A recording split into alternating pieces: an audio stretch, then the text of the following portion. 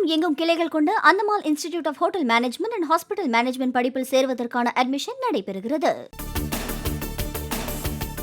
கன்னியாகுமரி விவேகானந்தர் பாறையில் 2வது நாளாக தியானத்தில் ஈடுபட்டு வரும் பிரதமர் நரேந்திர மோடி சூரிய நமஸ்காரம் செய்த பின் கையில் ருத்ராட்ச மாலையுடன் மனமுருக மந்திரங்கள் சொல்லி தியானத்தில் ஈடுபட்ட காட்சிகள்.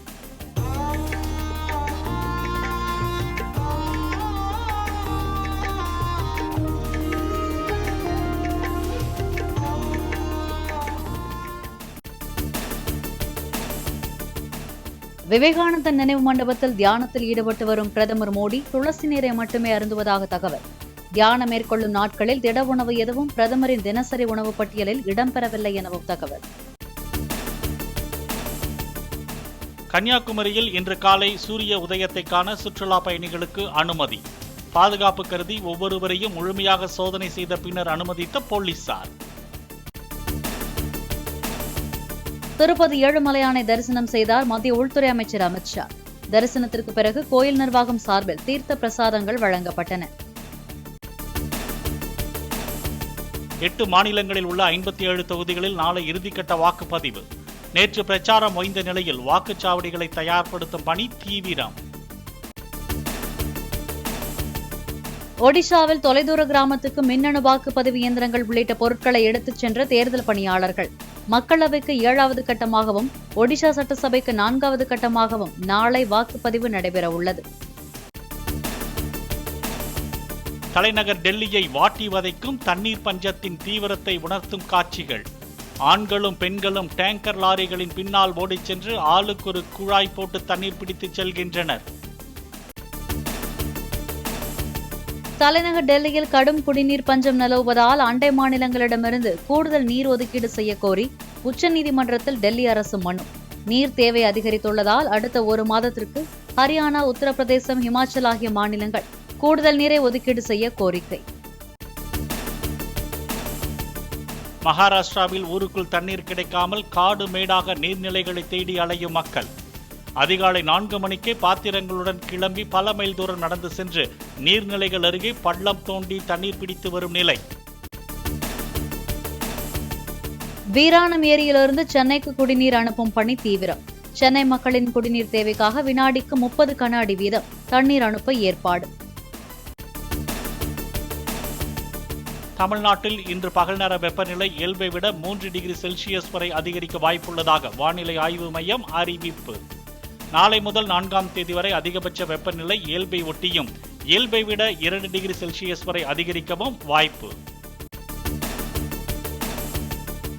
தமிழகத்தில் நாளை தொடங்கி ஜூன் 4ஆம் தேதி வரை மழைக்கான மஞ்சள் அலர்ட் விடுத்தது இந்திய வானிலை ஆய்வு மையம். கிருஷ்ணகிரி, தருமபுரி, சேலம், ஈரோடு, நீலகிரி, கோவை, திருச்சி, நாமக்கல் உள்ளிட்ட மாவட்டங்களில் கனமழை பெய்ய வாய்ப்புள்ளதாக அறிவிப்பு. தென்மேற்கு பருவமழை வலுத்து வருவதால் கேரளாவில் பரவலாக பலத்த மழை.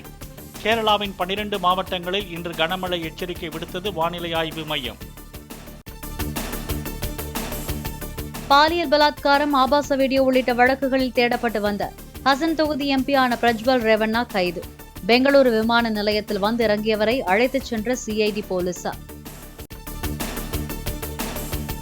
வெளிநாட்டிலிருந்து பிரஜ்வல் எடுத்து வந்த 2 சூட்கேஸ்களை பறிமுதல் செய்தது சிறப்பு புலனாய்வு குழு.